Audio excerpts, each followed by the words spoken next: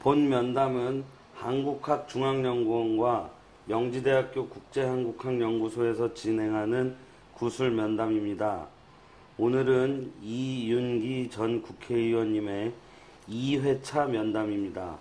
일시는 2014년 11월 5일 수요일이고 장소는 서울 소재 해동학회 연구실에서 진행합니다.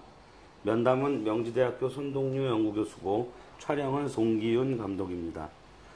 박사님 안녕하세요. 네, 예, 안녕하세요. 네, 오늘도 시간 내주셔서 고맙습니다. 아유, 별 말씀요. 네.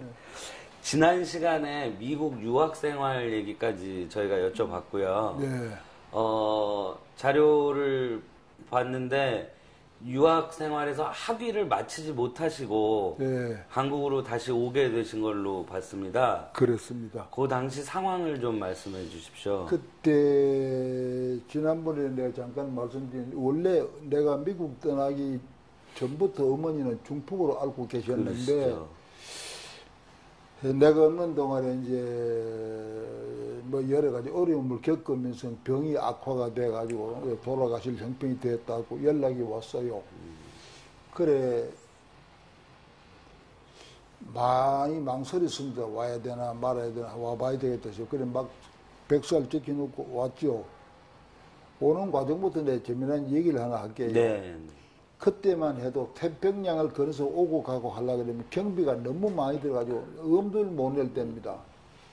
오기는 와야 되는데 여비는 없고 그런데 그때 이런 일이 들어있었어요. 유학생들 가운데 건너가서 아기가 생기면은 아기를 데리고 공부하기가 벅차니까 어린 아기를 친정으로 한국으로 보내는 그런 경향이 있었는데 그때 아이를 데리다 주면은 한국까지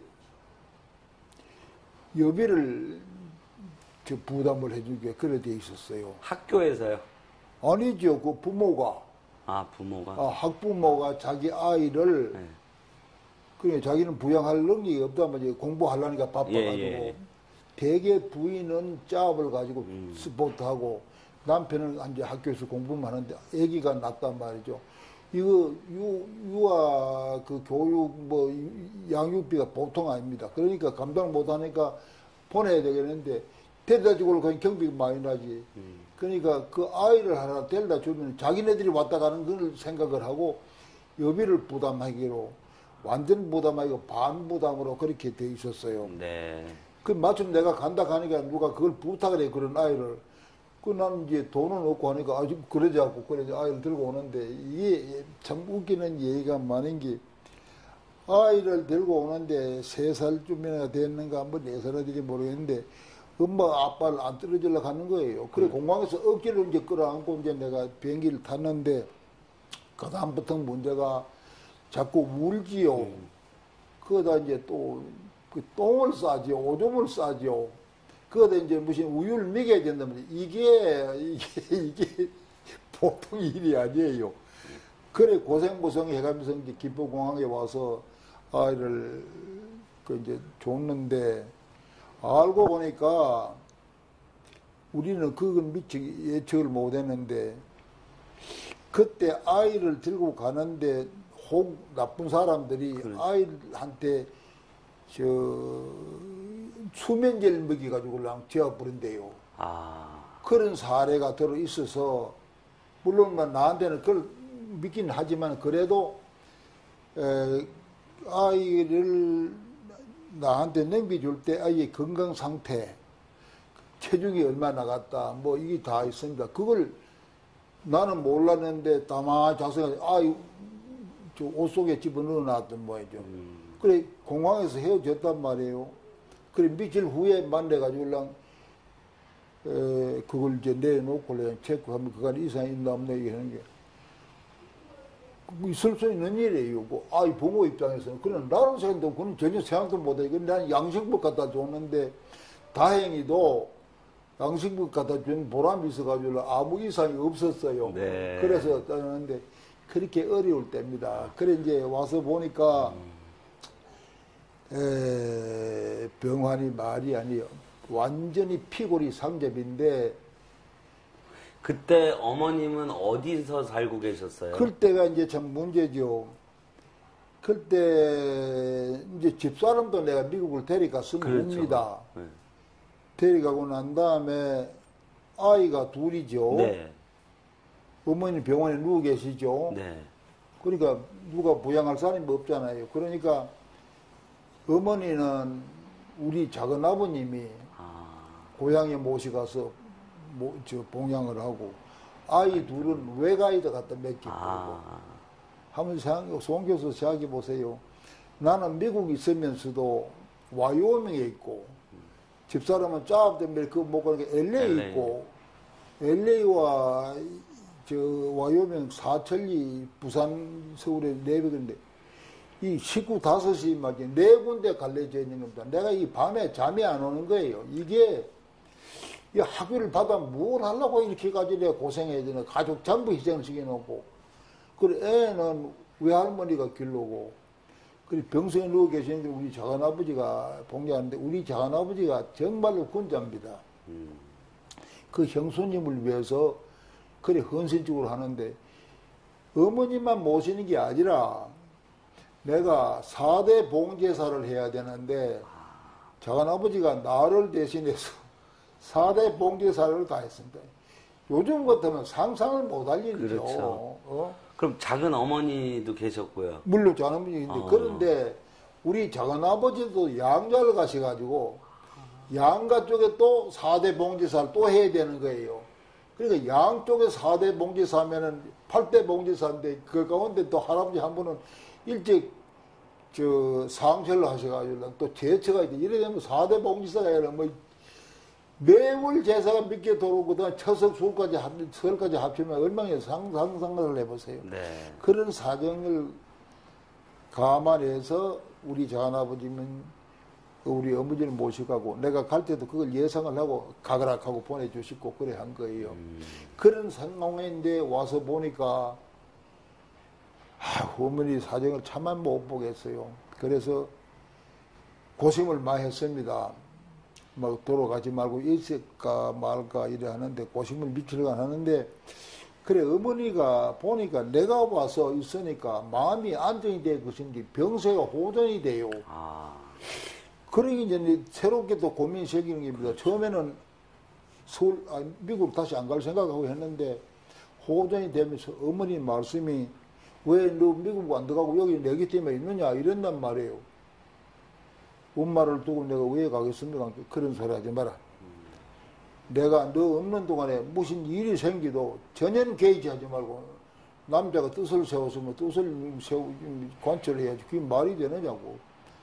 그래 그 경제에 힘을 미국을 또 들어갔습니다. 네. 들어가서 마음이 안정이 안 되고 고민이 쌓였는데 왜입니까? 그래도 또 학기가 되니까 막 무슨 숙제는 나오지 그렇죠. 시험을 쳐야 되지 그래 이제 또 그 학업에 몰두하고 있는데 다시 연락이 왔어요. 아마도 이번에는 그냥 아마 호전되기는 어려울 것 같다. 그래 이제 네가 한번 다녀가는 것만 해도 됐는데 또 나오든지 못 나오든지 그거는 네가 알아서 결정해라. 이렇게 연락이 왔어요. 그래 내가 가만히 생각을 해봤지. 학위 12개 받으면 뭘 하겠느냐. 자식이 부모에 대해서 자식의 도리를 못하고 말이 박사학위 10개 가지고서는 그럼 뭐 하겠냐 그거 가지고. 네. 에이 내가 이렇게 어머니는 나를 위해서 평생을 가셨는데 내가 어머니 희생을 시키고 염학도 안 지켜보고 장례석에 참여도 못하고 공부한다. 학위를 받아가 돌아오면 내가 동네에서 들어갈 면목이 없을 것 같아. 그렇죠. 주변에서도 말이지 저런 나쁜 놈이 가게 네 박사에서 뭐 하냐 인간적으로 틀리는 거가 말이 없잖아요. 그래서 결심을 하고 그때는 이제 진짜 결심을 하고 나왔습니다. 네. 또 나오려고 하니 또 돈이 없는 거예요. 그래서 집사람한테 표를 내가 좀 직장을 담보를 하고 표를 샀습니다. 그리고 내가 나오고 얼마 있다 당신은 돈을 좀 버려가지고 연비되거든 뒤따라 나오느라 그 상황이라 간 건 말도 못하지만 그래 나와 보니까 어머니는 이미 그때는 참 어려워요. 그래서 나와서 얼마 있다가 이제 돌아가시게 되는데, 그때 내가 산청에서 염악을 이래 지키면서 내가 느낀 게 참 잘 돌아왔다. 학위보다는 어머니가 더 중요하지. 네. 그런 생각을 하고 난 그래 있었죠. 그러면서 이제 어머니가 이제 돌아가시고 나서 또 고민이 생기는 겁니다. 또 들어가야 되나 말아야 되나. 그때 집사람은 이제 들어왔어요. 네, 네. 저 비행기표 다 갚고 네. 자기 그 버려가지고 들어온 거예요. 내가 들어가려면 다시 이제 애들 다 그만두고 또 집사람 데리고 또 들어가야 될 판인데, 이게 보통 번거로운 일이 아닌데, 그때 내가 두 개 대학에 강의를 나가고 있었습니다. 네. 하나는 숙명대학이고 하나는 한양대학인데, 그래 한양대학에서 얘기가 그 고생하러 또 들어갈 게 뭐 있느냐. 그러니까 여기에서 한양대학에 강의를 하고 있으니까 여기에서 논문만 써내면 될 거 알겠나. 학점은 그쪽에서 다 땅고 한 거니까. 그걸 인정해 주겠다. 예, 그 트랜스퍼 하는 거죠. 예. 그건 학교에서 인정하면 되는 거니까. 네. 그래서 결심을 했다면 그러자. 아, 그래서 이제 안 들어가고, 그래서 한양대학에서 학위를 받게 됐어요. 네. 그러니까 형식상으로는 한양대학이 학위고, 실질적으로는 미국의 와이오밍대학이 학위고, 뭐 그래 되는. 그러나 뭐 그까짓 문제가 될 게 없고, 네. 그래 있는 차에 이제 뭐 선거도 치르고 하다 보니까 그쪽으로 이제 뜻을 가지고 참여하게 된 겁니다. 학위를 한양대에서 학위를 예. 1988년이 맞으신가요? 8년인가 뭐 그래 될 겁니다. 아, 그러면 예. 학위는 좀 나중에 하셨군요. 논문만 내고 받으시는 건. 예. 박사학위 논문이 한국 정당의 파벌에 관한 연구를 하셨죠? 예. 예. 그쪽 이야기도 오늘 많이 해주시기 바랍니다. 예, 그래서 뭐또 질문을 하십시오. 자서전이라고 그럴까요? 이 북방의 역사 창조 박사님께서 쓰신 책을 봤더니 처음 공천 신청을 했던 게 73년도로 나오는데 거기에는 공천 신청까지는 내가 안 했습니다. 아, 신청을 하진 않았어요. 신청은 안 하고 그때는 미국에 있을 때 이제 잠깐 나왔다 들어가고 할 때 그때입니다. 네. 그때 뭐 이거 옆으로 얘기가 갑니다만은 내가 잠깐 나오니까 그때만 해도 미국에서 공부하고 오는 사람들이 좀 회기성이 있을 때입니다. 그렇죠. 예, 그런데 야당의 김대중 씨가 야당 대통령 후보가 돼가지고 누군가 그 사람한테 나락한 사람이 얘기를 했어요. 네. 얘기한 사람이 문순구라고 하는 내 대학 동창인데 영천 사람이고 도의원다고 하던 사람인데 이런 사람이 나왔는데 그 야당 후보로서 한번 만났어. 그런데 아니 내가 안 만난다 그래서 내가 그 사람 만날 이유가 뭐 있냐고 이런 게 이건 내가 이 얘기를 해놨는데 꼭 좀 만나주면 좋겠다 이래. 그래 이제 동교동을 가서 김대중 씨 집으로 갔습니다. 그 양반도 그때 그렇게 이제 후보가 돼가지고 바쁠 때인데 들으니까 나를 만나기 위해서 약속했는 사람들하고 앞 시간을 좀 쪼개고 뒤 시간 또 양보받고 이래가지고 나를 만날 시간을 겨우 15분간인가 이래 만났어요. 거기 가서 이제 그 양반을 만났는데 그러니까 그때만 해도 이제 후진국에서 무슨 미국에서 공부하고 온 학자들이 드물 때니까 뭐 희소 가치가 있고 좀 뭐 활용을 했으면 이런 생각이 있겠죠. 그 여러 가지로 뭐 같이 좀 했으면 좋겠다는 뜻을 밝힌다. 그건 못합니다. 그래 이제 좀 이따가 이제 자기가 송원영 씨를 만나러 가야 된대요. 왜 그러냐 하니까 대통령 후보자의 대변인 좀 되어 달라고 부탁했는데 말을 안 듣는다 이기라. 그래 내가 오늘 직접 가서 단판을 지어야 되겠는데 지금 나가야 되니까 이 교수 이 차를 같이 차를 좀 타고 우리 좀 미진했던 얘기를 차에서 얘기를 합시다. 그래 내가 그때 내가 가만히 생각하니까 그 차를 타고 가면은 소문이 확 퍼질 거 아닙니까? 그날 부로 나는 김대중 사람이 돼버리는 거예요. 내가 어느 계파에 소속되고 싶은 생각은 없을 때니까 고사를 했죠. 후보님 대단히 죄송한데 뭐 저도 저 일정이 있으니까 뭐 다음에 또 뵙죠. 상당히 아쉬워하대요. 그럼 미국 또 들어가느냐? 예, 들어갑니다. 그때 말이 나도 미국 들어가는데 그러면 미국에서 우리 한번 만납시다. 아유 뭐 그게 가능하겠죠. 그러면서 뭐 사인을 해가지고 책을 하나 주는데 보니까 내가 걷는 70년대 김대중 씨가 썼는 책인데 그걸 이래 사인을 해가지고 줍자. 근데 지금도 집에 있을 거예요. 네. 그래 보니까 그거는 순전히 이제 뭐 선거용으로 한 거예요. 그 뭐 우리 기준으로 볼 때는 글쎄 그걸 뭐 큰 좋은 뭐 저서라고 내 보기는 못하고 뭐 네. 그분을 위해서 내 긴 얘기는 안 하겠는데 네. 그런 일이 있었어요. 이제 그러면서 이제 이래저래 이제 그다음에 이제 나왔단 말이죠. 네. 나오고 나니까 김대중 씨를 소개해주는 그 사람이 내가 정치에 약간 뜻이 있는 걸 알고 이 사람이 이제 이 사람들이 자꾸 소개를 하는 거예요. 그때 소개받은 사람들이 고흥무이, 네. 김영삼, 네.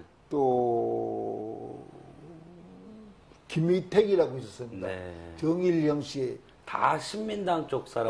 그 사람들 내가 야당을 주로 전공을 네, 했으니까 네. 그 사람들이 만나면서 이 얘기 그런저런 얘기를 했어요. 그냥 앉아 뭐 수인사 할 건 아니고 민주적인 야당을 공부했다는 사람이니까 뭐 한국 야당의 상황이니 뭐 이걸 하는데 그 사람들 내가 이 야당 강의라 하기는 좀 지나치지만은 왜 오늘날 야당이 집권을 못하고 항상 야당 상태로만 머무는 줄 아느냐 하는 게 눈이 둥그래요. 그런데 요인이 있다. 그 요인은 4가지다 하는데 설명을 했습니다. 그 사람이 그 밑에 그걸 모르고 있을 때예요. 그때 뭐라고 설명하셨어요? 4가지를. 4가지가 예. 이겁니다. 왜 그러냐? 요인이 4가지로 분석된다. 정부와 집권당의 야당에 대한 탄압, 엄청난 탄압입니다. 그건 뭐 요즘 이건 탄압도 아니, 요즘에 진짜 민주화돼 있죠. 요즘 야당이야. 이건 뭐, 그런데, 이제 그 탄압이 워낙 심하니까 야당이 맥을 못 치는 겁니다. 그 다음에 2번째는요, 정치 자금의 불균형. 그 당시에 야당과 여당의 정치 자금의 불균형 상태가 어느 정도냐면 100대 1이 됩니다. 정치 자금에. 야당엔 돈 구할 길이 없어요. 그때 우리나라의 경제 상태도 아니고 기업이 뭐 제대로 된 게 있습니까? 돈분이나 했다 하면 여당으로 가지 야당한테 한 푼도 줄 일이 없잖아요. 내가 실질적으로 내 연구를 하고 비교를 해보니 100대 1이에요. 100대 1이에요. 야당은 없어요. 심지어 말이죠. 저 안국동에 야당 신민당 당사자였을 때 정일영 씨가 유진산 씨, 유고 씨의 장관 권한 대행을 한 일이 있었는데 그냥 뭐 그 놀러 좀 뭐라 해 그걸 갔어요. 가서 보니까 전기료를 못 내가지고 전기가 끊어집니다. 전화료를 못 내 전화가 끊어집니다. 그런 야당하고 물 쓰듯이 쓰는 야당하고 게임이 되겠습니까? 그렇죠. 안 되죠. 네. 그게 2번째입니다. 3번째는 국민들의 정치 의식의 미성숙입니다. 국민들이 말이지 야당이 문제 여당인지 거기에 대한 없어요. 그죠? 돈 주고 뭐 고무신 주고 뭐 주고 뭐 설탕 주고 하면 그 표지기 줄 때 그럴 때거든요. 네. 그럼 또 뭘로 저 단적으로 증명되느냐 하면은 그때는 야도 여촌이거든. 그렇죠. 야당은 서울이나 같은 대도시에서는 당선이 된다. 그거는 공만 해도 좀 깼다는 얘기입니다. 네. 농촌에 가면 뭐 전멸이거든. 네. 이게 뭘 말하냐면 국민의 정치 의식의 미성숙을 들 수 있는 겁니다. 그 다음에 4번째는 야당의 파벌 싸움입니다. 그때 야당의 파벌 싸움은요, 요즘은 야당이, 여기 요즘 새정치 뭡니까 있잖아요. 네, 뭐 새정치 하나. 그거 민주하나. 4분 있는 거 하고, 그 다음에 박정희 대통령 때 야당하고 그때 그 네 분하고는 비교가 안 됩니다. 네. 그거 진짜 내가 그 한국 야당의 파벌에 관한 연구를 하면서 내가 실제로 내가 모든 자료를 본 게 말을 못할 정도입니다. 형령을 못할 정도입니다. 심지어 내 이런 예를 하나 들어드릴까요? 해공 선생 때 이제 대통령 선거 실패하고 두 번째가 누굽니까? 조병욱 박사하고 이제 이석방 대통령 대립이 되는데 조 박사가 이 몸이 나빠가지고 돌아가셨죠. 중국에 왜 육군병원에 미국에 가셨다가 육군병원에 입원해가지고 거기서 돌아가셨잖아요. 네. 조병욱 박사는 여당이고 참 야당인데도 뭐랄까노 왜 야당 내에서도 왜 구파 신파요? 구파고 장면식 그쪽에는 이제 신파거든요. 신파가 얼마나 악랄한 짓을 하느냐 하면은 이승만이한테 돈 받아가지고 대통령 사실상 포기하고 미국 도망갔다 이랬습니다. 그게 말이나 될 소리입니까? 결국 가서 돌아가시 부르단 말이죠. 그래 돌아가시고 난 게 나중에 뭐 이 얘기 다 할 수 없으면 그런 정도라 야당끼리 싸우면 이 박 터지는 거는 막 다반사로 되거든요. 실제로 폭력적인 양상도 있었죠. 예. 강목으로 막 이렇게. 예, 뭐 야당끼리 강목전이 막 벌어지는 겁니다. 그렇죠. 네. 특히 부산에서 일어났던 거는 사태 같은 거 이들만 요즘 사람은 지금 정치하는 사람도 그때 상황은 모르고 있을 겁니다. 그때 이렇게 대립됐다 하면 그때 그렇게 그랬던가요? 이렇게 할 겁니다. 네. 예. 그래서 국민들이 볼 때는 저들끼리 단합해도 시원찮은데 저 자식들 맨날 싸움만 한다. 저거 희망 없다. 그러니까 표 안 주지. 그 다음에 이제 자유당에서는 선전을 맡거야. 야당이라 하거든 맨날 싸움이나 하고 말이지. 국정 돌볼 능력 없다. 막 이래 자꾸 하니까 안 되는 거예요. 그래서 그 사람들한테 그런 얘기를 했습니다. 네 가지 요인 중에서 야당이 자꾸만 좌절되는 이유가 야당의 책임은 하나밖에 없고 세 가지는 여당한테 다 책임이 있는데 국민들 머릿속에는 야당이 싸움을 해서 그렇다니 요거만 머리에 남고 있다. 이거를 불쏘시겠는지 그런 식의 내 야당학 강의를 갈까 그런 얘기를 했더니 이런 것이 이 양반들 머리에 쏙쏙 들어갔단 말이야. 네. 미국에서는 이용기 이 얘기를 들어보니까 논리가 정연하더라. 맞다. 그래 이제 뭐 팝을 지향해야 된다 한 얘기도 나오고 그게 이제 이래 알려지면 좋죠. 그래 여기서 좀 와서 얘기 좀 해달라 얘기했는데 그래 정일영 씨 같은 사람이 나를 그렇게 좋아했어요. 네. 정일영 씨가 역시 미국서 공부하고 학국파가 돼가지고 네. 당뇨파들은 내 얘기 들으면 그때만 이해를 하고 그렇다 싶은데 이 양반은 학구적인 사람이 돼가지고 학자들하고 대화하는 걸 그리 좋아했습니다. 자기 안방까지 돌아가지고 만날 얘기하자고 그랬는데 정대철 씨는 그걸 모를 겁니다. 지금 내가 얘기해도. 네. 그게 이제 이래 퍼지면서 한국 야당의 이윤기라 하는 저런 사람이 하나 필요하다 한 것이 알려지게 된 겁니다. 그렇군요. 그것이 나중에 네. 소위 이제 야당 후진국 야당 전문가 뭐 이런 식의 이제 평가가 내려지면서 네. 전국으로 스카웃이 된 거죠. 이게 이해가 갑니까? 네. 70년대 후반에요. 그러니까 죄송합니다만 저 모친께서 돌아가신 게 몇 년도? 네. 몇 년도에 돌아가셨죠? 어머니가? 예. 74년인가 70년 초. 3년인가 그랬죠. 2년도. 예. 그러면은 그때 이제 들어오신 뒤로 70년대 전반적으로는 강사, 강연 이런 걸 주로 하셨나요? 그랬죠. 그러다가 예. 78년도가 돼가지고 총선거 때 그때는 내가 정식으로 공천 신청을 한번 했습니다. 했는데 그게 10대죠, 10대. 10대 총선. 10대죠. 했는데 공천이 탈락돼요. 안 돼요. 안 되는 이유가 네. 그때만 해도 야당이라고 한 게 저게 계보 정체가 아주 심화가 돼가지고 파벌을 어느 계보에 소속되지 아니하면은 아무리 개인적으로 유능해도 그거 인정 안 해요. 자기 계보 사람만 심으려고 애쓰지. 그러니까 초입문자로서 정치 입문자로서 이제 신청을 했죠. 이제 내가 일단 한번 해보고 보자 했는데 해놓고 보니까 공천심사위원이 그때 내가 기억으로 8명이나 되는데 네. 공천심사 했는 사람, 신청했는 사람들은 새벽같이 그 집에 찾아가서 아침에 가서 인사를 드리고 자기가 유리하다 설명을 하고 막 이거 하는 거예요. 그걸 소위 별보기 작전이라 이 갑니다. 그때 들으니까 새벽까지 나가야 되니까. 그래 이제 나도 또 이제 눈치를 채고 새벽까지 한번 갔죠. 뭐 저 김재광 씨 집에도 가고 뭐 여 공무원 집에도 갔더니 당뇨파들이 주로 이제 신청할 거 아닙니까? 네. 그때는 교수들이나 학교파들은 아예 야당에 갈 생각 자체를 안 했어요. 야당에 가서 강의하면 했다 하면 가서 이틀날 중앙 안기부에다 쭈들이 맞을 타입니다. 네. 그런데 신청을 또 하는 거 보는 게 당뇨파들이 그러니까 이제 예를 들어서 말이지 공무씨 집에 여기 내가 방문을 했다. 공무씨가 이제 나가 인사를 하고 이러는데 그 내가 여기 이래 방이 이래 넓으니까 말이죠.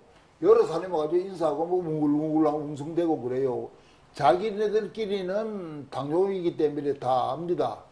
공천의 경쟁은 하지만은 네. 서로 인사하고 뭐 그래 하고 못 보던 사람이 저 귀팅이 하나 섰거든. 그 이제 소문을 듣고 지금 뭐 하던 사람이야? 그 뭐 누가 있다가 몰라. 뭐 미국에서 공부했다는데 뭘 어쩌고 뭐 이랬는데 미국에서 공부하면 제일인가? 예? 이런 수근수근하게 귀에 들릴 정도로. 들으라고 하는 소리입니다. 그런 수모를 겪으면서도 아 야당 생기가 이런 것이다. 이기라도 내가 알아야 되겠다 싶어서 계속 나도 돌아봤죠. 김영삼 씨 집으로 뭐 고모 집으로 다 돌아다니고 보니까 그런 이제 수모도 겪고 했는데 그 나중에 공천을 이제 그 발표를 하는데 보니까 뭐 두말할 얘기도 탈락이에요. 근데 들으니까 정일영 씨 같은 사람들은 네. 저런 사람이 하나 필요하다 하는 얘기를 들어 했답니다. 심사위원회에서. 네, 공천심사위원회 그랬는데 저런 사람은 우리 야당에서는 하나 필요하다 했는데 그거는 뭐 명분상 하는 소리고 뭐 네. 계보에서는 자기 계보 하나 씹으려고 뭐 혈안이 돼 있는데 돌아옵니까? 그럼 뭐 보기 좋게 떨어져 버렸죠. 그때도 공천할 때 예? 신청한 사람들 불러서 인터뷰도 하고 그랬나요? 인터뷰를 안 했습니다. 그러면 서류로만. 그렇죠. 서류만 내고 자기가 이제 공천 신청한 서류를 가지고 네. 심사위원들 찾아가서 자기가 설명을 하는 겁니다. 내가 지역에 가면은 일가들이 얼마고 동창이 얼마인데 표가 얼마 있고 내가 나가면 틀림없이 됩니다. 이게 자기 유리한 조건만 자꾸만 이제 설명하는 거예요. 그러니까 공천심사위원들은 허구헌달 전부 구하고서 그 소리만 하는 게 그거 다 믿을지도 안 하지 뭐. 네. 예. 그런데 나 같은 사람은 뭐 무슨 당에 뭐 기여도도 없고 그러니까 그때는 보기 그렇죠. 좋게 떨어진 것이요. 왜 나중에 그 공천 신청자들이 당의 특별당비라고 그럴까요? 이른바 공천 헌금 얘기도 있고 그랬지 않습니까? 그때는 예. 당의 특별헌금 하는 거는 저 전국구 의원들이 한 겁니다. 전국구. 예, 예. 지역구 신청한 사람들도 공식적으로 특별헌금이라는 말은 하지 않고 내막적으로는 암암리에 자금 공세를 했죠. 아. 그러니까 야당 의원들이 특히 돈에 약합니다. 정치하려면 돈은 필요한데 그렇죠. 돈을 주면 막 그 약하기 마련이에요. 인물이고 뭐 그건 다 문제고 뭐 돈이 필요한 사람들입니다. 그래가지고 나 같은 사람이 뭐 돈을 공세할 수 있나 뭐 계부가 소속돼 있는 사람이 있나 그저 정일 씨 같은 이런 사람들이 이윤기 씨 같은 사람은 하나 필요한데 그런 말만 돌았지 뭐 그것도 후문에 들으니까 그래요. 네. 나머지는 뭐 난 몰라요. 그 당시에요. 박사님께서는 야당하고 이렇게 가깝다는 이유로 예. 뭐 탄압이랄까요? 좀 뭐 이렇게 귀찮게 하는 건 없었나요? 그거는 없었어요. 네. 그럼 내가 무슨 뭐 요당을 뭐 해국기하고 뭐 그런 건 안 했거든요. 특별한 활동을 안 하고, 하시지 그런 건 안 하고. 네. 그래도 야당 이론가다 가는 식의 그런 측면만 좀 야당가에서 좀 알려졌죠, 뭐. 네. 예. 네. 아, 그러셨군요. 그러다가 1979년에 12.6 사건이 일어나지 않습니까? 그렇죠. 11일. 예, 그리고 바로 12.12 쿠데타 있고. 맞아요. 그 다음에 5월에 5.18하고. 5.18 요 몇 달 사이에 큰 일들이 생기지 않습니까?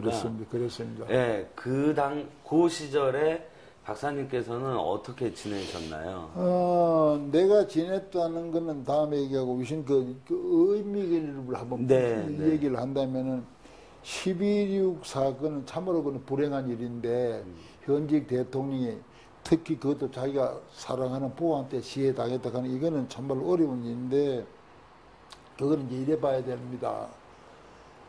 단순하게 말이지 김대규가 뭐 배신해가고 뭐 이런 차원에서 볼 게 아니라 왜 그런 사건이 일어나느냐. 박정희 대통령이 5.16 쿠데타라 하지만 그거는 그런 대로 명분이 있었습니다. 나는 그거는 역사의 필요로 봅니다. 나는 그건 왜 그러냐 하면은 혁명 이론에 보면은 하버드 대학의 그 교수의 이름 근본가인데 그 사람들이 혁명론 같은 걸 보면은 이런 게 나옵니다. 오랜 세월 동안 부정과 부패가 막 쌓여가지고 올라 미봉적인 정책 가지고는 도저히 해결할 일이 없을 때는 대수술을 해야 된다 하는 겁니다. 그게 네. 혁명 아닙니까? 그렇죠. 수술해야 된다 하는 그게 합리성을 찾습니다. 그러고 난 다음에 경제 사정이 나아지면은 국민들한테 지지를 받아요. 그것도 공통적인 현상입니다. 네. 쿠데타를 일으켜가지고 국민한테 경제 사정이 안 나아지면 혁명한 그런 이유도 명분도 없는 건데. 그렇죠. 나아지면은 국민의 지지를 받습니다. 그것이 그렇게 되면 이거는 역사의 필연이다 이래 보는 겁니다. 그래서 나는 5.16 같은 거는 역사의 그 당시에 말이죠. 필연을 보는데 그 당시에 장면 정권들을 쓰고 난 다음에 그때 신구파 싸움하는 꼬라지를 보세요. 오죽하면 정당이 아주 쪼개졌습니까? 그렇죠. 신구파로. 네. 그래가지고 장면 정권을 해서 계속 데모만 일어나지 도저히 어떻게 그좁할 길이 없는 거예요. 거기에다가 북쪽의 위협은 자꾸 가중되지 하니까 5.16 같은 게 일어날 수밖에 없습니다. 그러고 나서 박정희 집권자가 무슨 뭡니까 보릿고개 해결을 한다 하는 명부로 해서 그때 경제 사정이 나아졌거든요. 네. 그래가지고 박 대통령에 대한 지지도가 높아져 올라갔습니다. 그런데 그 다음에 유신 체제가 들어선 거는 이거는 잘못된 거예요. 예. 나는 5.16 혁명까지는 is understandable. 이해할 수 있다. 유신 체제라 하는 그거는 삼선 개헌까지 해가지고 또 부족해서 삼선 개헌도 있을 수 없는 거 아닙니까? 그렇죠. 그것도 부족해가지고 유신 체제를 선포해가지고 그래 갔단 말이죠. 그때부터는 국민들 마음속에 경제 사정은 나아졌다 하더라도 정치적으로는 말이지 이건 지나치다. 이런 생각이 듭니다. 그러니까 장기 집권하게 되면은 자연 독재가 될 수밖에 없고 네. 독재가 이루어지면은 국민들로부터 민심은 이반되기 마련입니다. 그 현상으로 봐야 됩니다. 네. 정치적인 하나의 그 현상으로 본다면은 그래가지고 뭐든지 실정을 내고 있는데 요 야당에 왜 이제 5.30 전당대회라는 게 있잖아요. 그렇죠. 79년에. 예, 김영삼 씨가 되고 할 때 그러다가 이제 뭐가 났습니까? YG 여공 사건이 났지 않았어요. 네. 그러니까 김영삼 씨 거기에 대해서는 말이지 강하게 대처를 해버리거든. 받아들여라. 당사에 침입했는데 밑에 참부들이 내보내고 들어갔는데 받아들여라 하더라거든. 그래가지고 이 사람들 대변하고 했단 말이야. 네. 그래 이 사람들도 야당에 가야 우리 보호를 받는다고 들어갔거든.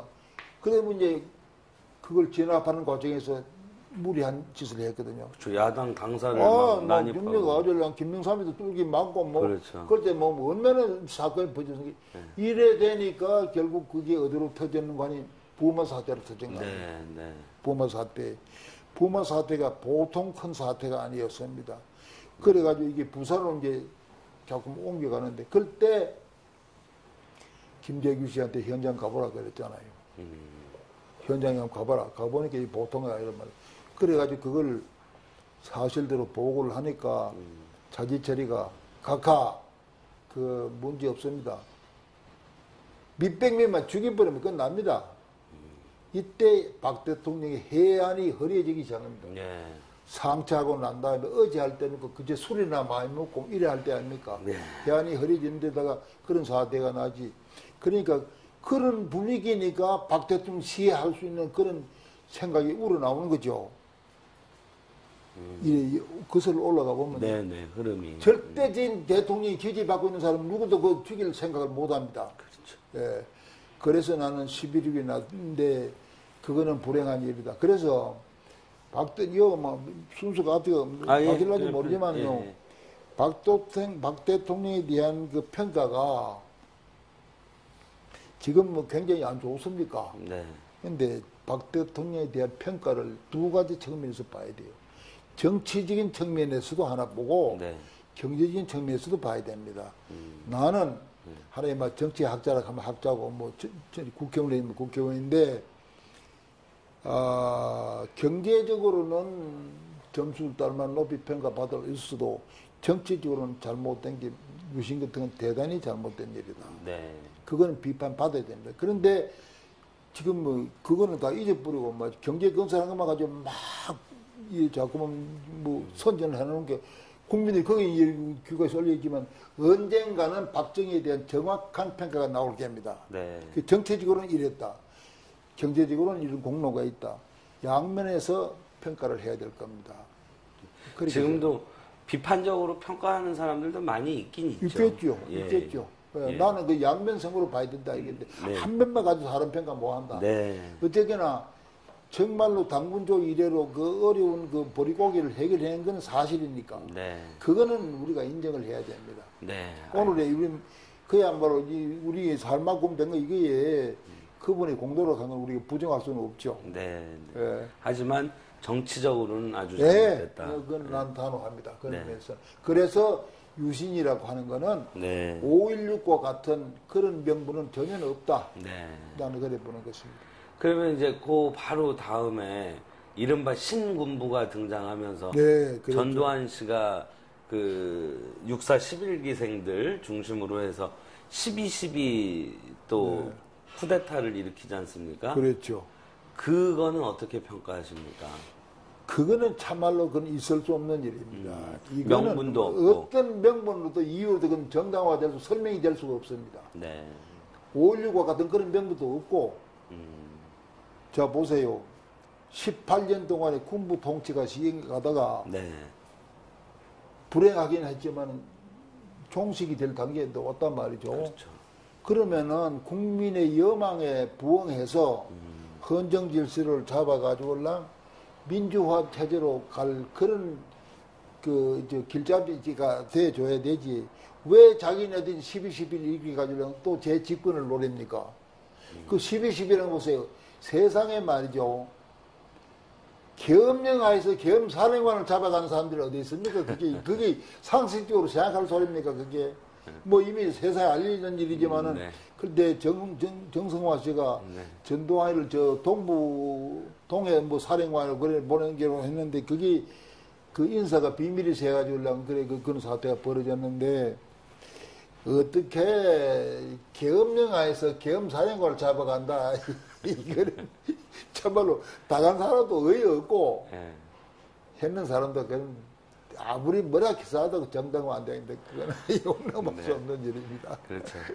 그러니까 그런 또 맥락에서 5.18도 봐야 되겠죠. 당연하죠. 예. 당연하죠. 그러니까 사건으로 봐서는 광주 사태가 대단히 막 크고 막 격렬하고 했지만은 핵심은 어디냐면 12.12를 봐야 됩니다. 네. 12.12와 5.18을 갖다가 연결시키지 않고 분리해서 생각할 수는 없는 거죠. 그렇죠. 예. 12.12가 안 났으면 왜 5.18이 왜 납니까? 그렇죠. 예, 그러니까 근원은 거기 있습니다. 이게 내 여담이지만 나는 이제 11대 국회를 이제 끝나고 이제 11대 들어갔는데 이기택 씨가 연락이 와가지고 연설문을 좀 써달라 그래요. 국회에서 발언을 하는데 그건 내가 거절했어요. 나도 어제 아리까지 내 국회의원 하던 사람이 국회의원 그만둔 게 떨어져 버리고 공천 떨어졌으니까 떨어져 버리고 기분이 별로 좋지도 않은데 내가 지금 어제 누굴 무슨 뭐 선거 연설문 써주고 내가 그거 하겠냐고 내가 안 하겠네. 그때 박관용이가 이기택 씨의 그 비서실장에 가고 있을 때입니다. 그렇죠. 박관용 씨를 앞세워 가지고 나를 찾아왔어요. 그 박관용이 왜 왔냐니까 박관용 씨가 이기택 씨한테 권하기를 11대 국회 때 보니까 총재 기조 연설을 주로 이윤기 의원이 썼는데 잘 쓰더라. 모두 호평이 났어. 그러니까 우리 글로가 부탁합시다. 그래 이제 밤중에 집에 찾아왔어요. 좀 미안합니다만 그런 종교 원론대가 있기는 말이죠. 그게 언제 얘기시라고요? 그게 85년도. 12대 선거. 예, 그러니까 나는 11대 끝나고 이기택 총재는 그때는 부총재가 그랬습니다. 이 양반은 규제에 묶였다가 정치 규제에 묶였다가 이제 풀려가지고 이제 새로 이제 등장했어요. 그때 자기는 12대 들어갔는데 12대 들어가지고 이제 국회 본회의 발언을 얻은 건데 그러니까 자기는 정말로 좀 잘해야 되겠는데 졸로 미워요? 아닙니다.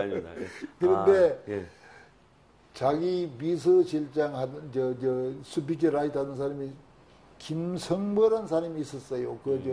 동양방송에 무슨 하던 사람인데 그 부탁을 하니까 아마 마음에 안 들었던 모양이에요. 그래 또 이기택 씨가 그 글에 대해서는 굉장히 까다롭습니다. 웬만한 사람이 그걸 써줘가지고는 그냥 안 받아들이니까 꼭 자기 손으로 한번 고칩니다. 근데 고치는 거 보면 잘 고쳐요, 또. 실력이 있어요, 그 양반은. 기초가 있는 사람이에요.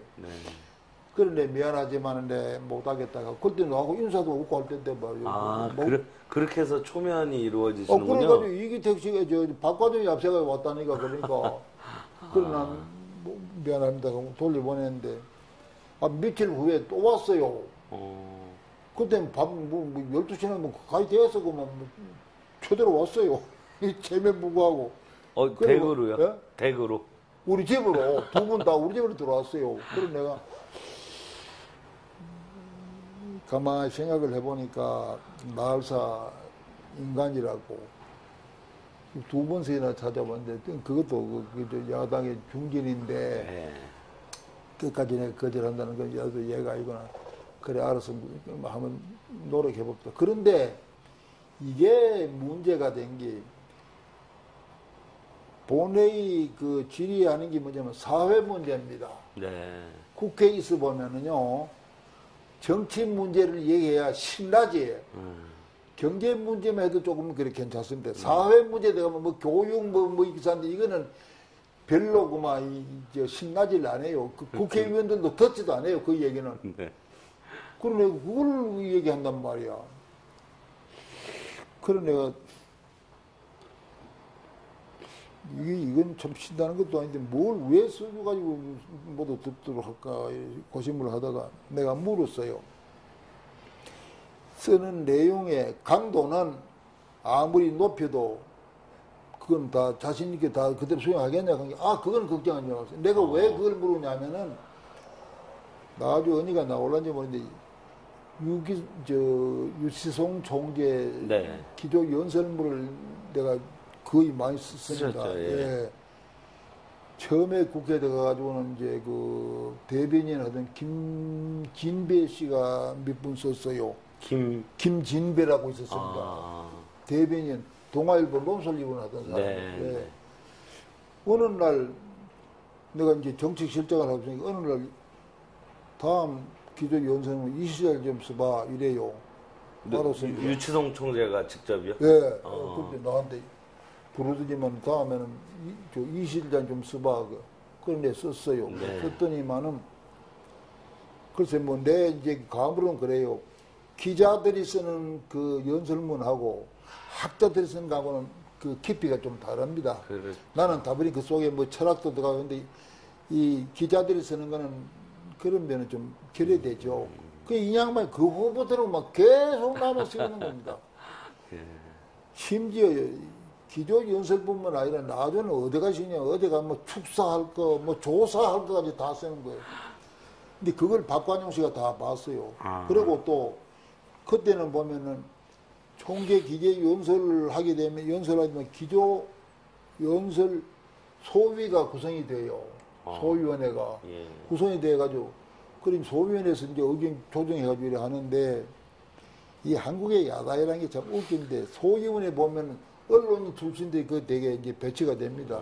뭐 솔직히 이제 이 얘기를 한다면 홍사덕이 박관용이 그렇죠. 또 무슨 누구예요? 손세일이 네. 김진배 네. 지금 언론계에 있던 사람들 아닙니까? 네. 그 나는 이제 실장이니까 이제 나도 끼우고 이렇게 되는데 소위원회는 구성하지만은 소위원회 한 번만 열고 나면 그 다음부터는 아이고 막 이 실장이 알아 잘하지 뭐 우리가 여 wal고 할게 뭐는 그 다음 손 떼버려. 소위원회도 그 이후는 열지를 안 해요. 그래 펜 잡아내면 써야 되는 거예요. 그래 내가 써주고 나면은 네. 어떤 문제가 나오느냐 하면은 내 딴에는 강도 높게 비판적인 얘기를 하는데 이게 저쪽에서 반드시 검열을 해요. 이거 있을 수 없는 일이죠. 그렇죠. 그러니까 원고를 4개 하나요? 그러니까 이게 내가 원고를 써가지고 총재한테 넘기잖아요. 네. 그 후에 이제 인쇄물이 돼 나온 거 이제 보면은 수정이 돼 나와요. 많이 수정돼 나오는데 틀림없이 안기부에 가서 검열을 받아가 이렇게 나오는 겁니다. 그래서 내가 기분이 되게 나빴어요. 그리고 나면 이제 뭐라고 하는 줄 압니까? 총재 기조 연설이 끝나고 나면 우리 당 의원들이 날 보고 막 이 실장 좀 강도 높게 쓰지 왜 그랬어? 이렇게 한단 말이에요. 그걸 내 일일이 변명도 못하고 속으로 막 벙어리 냉간에서 말도 시끄러 하는데 그랬더니 내 친구 한 의원이 말이지 억울한 걸 알고 훗날을 위해서 이분이 쓰는 그 원고를 그대로 보관해라. 예. 훗날 무슨 갖다 보여주게. 그러길래 내가 그 다음부터는 참 보관을 했습니다. 보관을 하다. 지금도 갖고 계세요? 어떤 건 있고 뭐 그 사람이 없어진 것도 뭐 그러대. 그런데 아쉽네요. 이제 그런 것을 그 박가종 씨가 그걸 다 봤단 말이야. 그러고 내가 추천했는데 내가 그런 경험이 있기 때문에 이기택 씨 보고 그 발언 수비는 높아도 그대로 할 자신이 있습니까? 하니까 걱정하지 마시오. 내가 야당 그 유치성 씨하고 난 다릅니다. 알았어요. 그럼 쓰세요. 그런데 이 말 끝에 이게 11일이 나옵니다. 왜 그러냐면요. 그거 얘기하더니 여기가 나오는데 사회 문제로 받았지만 그까지는 아무리 해도 뭐 모두 흥미도 없을 것 같고. 네.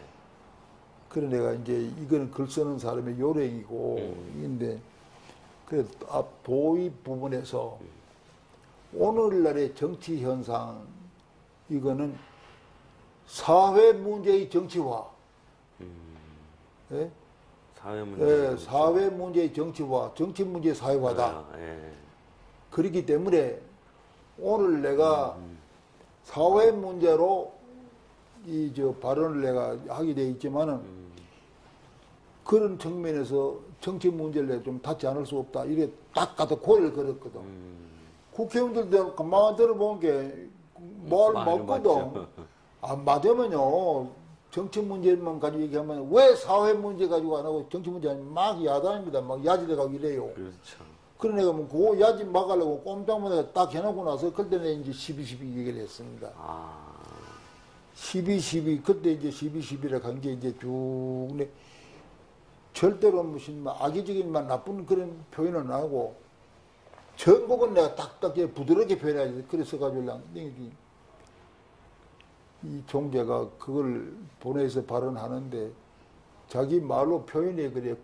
자기 발언하고 난 다음에 나를 찾아서 야단 났어요. 그때 내가 뭐 놀 때지, 뭐 전화고 없던 뭐 핸드폰 있습니까? 뭐 영역을 왜 수배를 해가지고 내가 찾았어. 저녁을 오늘 같이 합시다. 그럼 그래, 그럽시다. 그래, 저녁을 하는데, 날 보고 하는 말이, 예, 말씀하세요. 예. 날 보고 하는 말이, 이 의원, 오늘 내가 연설문을 하는데, 네. 파리가, 모기가 앵함이 한 마리 지내가도 다 들릴 정도로 전부가 경청을 했습니다. 한 사람도 이탈 자가 없고. 그래, 딱 끝나고 난 게 윤길중이라고 있었죠. 네, 네. 그 건물 아닙니까? 그렇죠. 예전에 혁신계 있다가 예. 민정당에서 네. 대표까지 했죠. 그 윤길중 씨가 저쪽에 있더니 자기한테 오더랍니다. 예. 국회 의석이 왜 부채꼴로 돼 있잖아요. 네, 보면 네. 저쪽에는 국무위원석 여당으로 쭉 돌아와서 네. 이쪽에 야당이 왔는데 네. 그래 그 노인이 그 짝에서 여기까지 자기한테 오더니만은 내가 이 총재 말은 많이 들었지만은 오늘 연설문을 들어보니 과연 참 이 총재다. 우리나라 그 사람은 좀 과장된 말이겠지만은 우리나라 헌정사상 네. 최고의 연설문이다 이 카더래요. 아, 그렇게 극찬을. 예, 그래 이 양반이 기분이 좋아가지고 나한테 네. 밥 샀다고 그래. 그래가지고 그 양반하고 내가 인연이 됐습니다. 그때부터가 이제. 예, 그때부터 지금 인연이 돼서 지금 이제 계속 이어져 가고 있죠. 네. 그러니까 그때 내가 지적한 게 그입니다. 모두 광주 광주 저 민주화 사건만 자꾸 덜먹인데 그거는 사건 자체만 컸을 뿐이지 핵은 12다 이기라. 왜 12 나가줄라? 왜 12 일으켰느냐 이기라. 그렇죠. 예? 군부 종식이 되고 이제 민간정부로 들어가야 될 판인데 너희들이 가졌는데 이게 말이 되냐? 여기서 치고 들어가니까 말은 맞지. 그러니까 이익이 되게는 개인적인 비중도 있지 해놓은데 네. 아무도 반론도 못 배우고 가만히 쭉 민주당이 꼼짝못 하고 있더라고요. 아, 그런 일이 있었군요. 그래서 예. 오늘 12 얘기가 나오더니 그게 나왔습니다. 예. 예, 박사님, 예. 저 테이블 한번 갈아야 돼서 오케이, 갈고 하세요. 하겠습니다. 아,